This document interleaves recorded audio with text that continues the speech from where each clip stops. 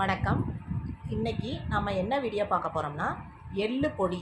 Tirunelveli special. திருநெல்வேலிக்காரவங்கலாம் எள்ளு பொடி ரொம்ப டேஸ்ட்டாக நல்லா செய்வாங்க. அந்த எள்ளு பொடி எப்படி செய்யணுங்கிறது தான் இன்றைக்கி நம்ம பார்க்க போகிறோம்.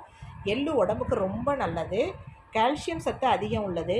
நான்வெஜ் சாப்பிடாதவங்க கூட இந்த எள்ளை அதிகமாக எடுத்துக்கலாம். நான்வெஜ்ஜில் உள்ள சத்துக்கள் இதில் அதிகமாக இருக்குது. நான்வெஜ் சாப்பிடல, நமக்கு சத்து இல்லை அப்படின்னு நினைக்கிறவங்க இந்த எள்ளை அதிகமாக சேர்த்துக்கலாம். இவங்க எள்ளு இட்லிக்கு சாப்பிட்ற மாதிரியும் நுணுக்கலாம், சாதத்துக்கு போட்டு சாப்பிட்ற மாதிரியும் நுணுக்கலாம். இது நான் இன்றைக்கி இட்லிக்கு எப்படி நுணுக்கணுங்கிறத தான் பார்க்க போகிறோம். வாங்க எப்படி இட்லிக்கு நுணுக்கலாங்கிறத பார்க்கலாம். இன்றைக்கி திருநெல்வேலி ஸ்பெஷல் எள்ளு பொடி எப்படி செய்கிறதுங்க தான் பார்க்க போகிறோம். ஃபஸ்ட்டு 1 பங்கு எள்ளுன்னா 1/4 பங்கு உளுந்து. அதுக்காக இப்போ உளுந்தை போட்டு நான் இப்போ வறுத்துக்கிட்டு இருக்கேன். எண்ணெயே இல்லாமல் வெறும் சட்டியில் போட்டு வறுத்துக்கிட்டு இருக்கேன். நல்லா செவக்க வறுக்கணும். 1 பங்கு எள் எடுத்து வச்சுருக்கேன். கல் மண் இல்லாமல் நாளே கழுவி காய வச்சு கூட எடுத்து வச்சுக்கலாம். இல்லைனா சுத்தமான எள் எடுத்துக்கலாம்.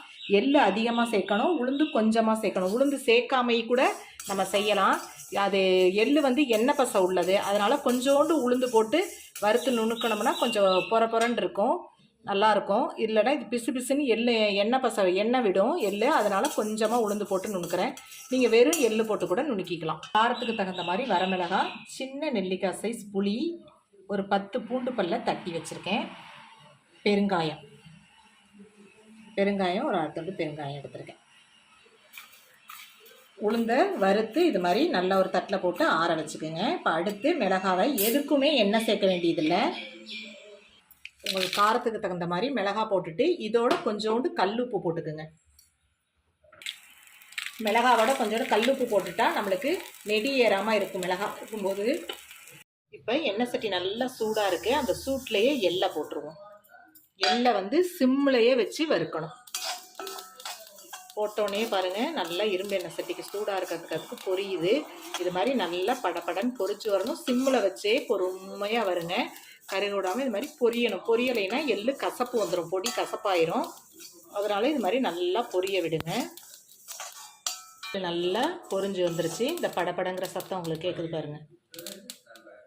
இது மாதிரி நல்லா பொரிஞ்சு வந்தோடனே இப்போ எள்ளை எடுத்துருவோம். ஒரு 1/4 ஸ்பூன் நல்லெண்ணெய் ஊற்றிருக்கேன். ஏன்னா பூண்டு அப்படியே பச்சையாக போட்டு வதக்கணும்னா நல்லா இருக்காது. அதனால் ஒரு 7-8 பூண்டு பல்லை நல்லா தட்டி இந்த எண்ணெயில் போட்டிருக்கேன். அது செவக்கிற மாதிரி நல்லா வறுபடணும். அப்போ தான் டேஸ்ட்டு நல்லா இருக்கும். நல்லா செவந்து வரணும். இந்த பூண்டு செவக்கும் போதே நம்ம அந்த எண்ணெயிலேயே இந்த பெருங்காயத்தையும் போட்டுக்குவோம். பெருங்காயம் நல்லா பொரிஞ்சு வந்தால் தான் நல்லாயிருக்கும். பெருங்காயத்தை எண்ணெய் இல்லாமல் வெறும் சட்டியிலே வறுத்தரலாம். அந்த பூண்டுக்காக கொஞ்சோண்டு எண்ணெய் ஊற்றினத்துலேயே இந்த பெருங்காயத்தையும் போட்டு நல்லா வறுத்துட்டேன்.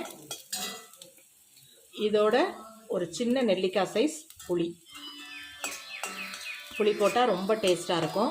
இந்த திருநெல்வேலி எள்ளு பொடி இது இட்லி தோசைக்கு வச்சு சாப்பிட்றது, சாப்பாட்டுக்கு வச்சு சாப்பிட்ற எள்ளு பொடி தனியாக இன்னொரு நாளைக்கு நுணுக்கி காட்டுறேன். அது வேறு மாதிரி இருக்கும். இது ரொம்ப நல்லது. எள்ளு சூடான எண்ணெய் சட்டியில் ஒரு 10-15 கருவேப்பிலை,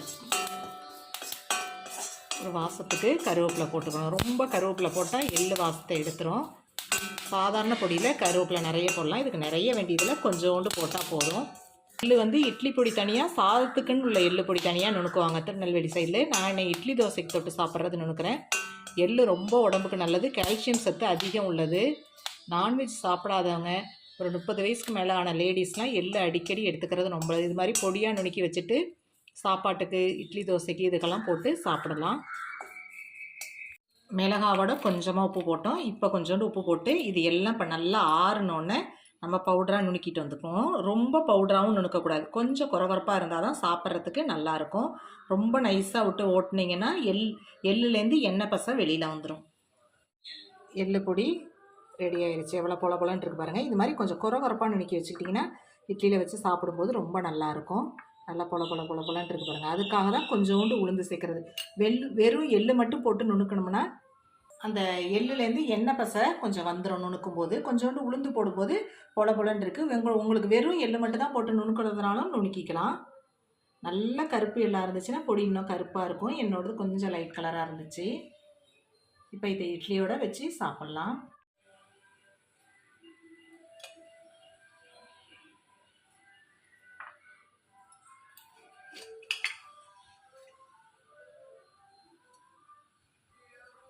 நல்லெண்ணெய் வச்சு சாப்பிடும்போது ரொம்ப டேஸ்ட்டாக இருக்கும்.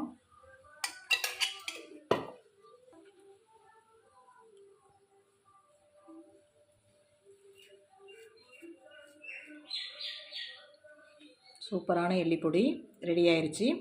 இந்த எள்ளு பொடி ரெசிபி உங்களுக்கு பிடிச்சிருந்துச்சுன்னா லைக் பண்ணுங்கள், ஷேர் பண்ணுங்கள், கமெண்ட் பண்ணுங்கள், சப்ஸ்கிரைப் பண்ணுங்கள். மறக்காமல் பெல் பட்டனை கிளிக் பண்ணுங்கள். தேங்க்யூ.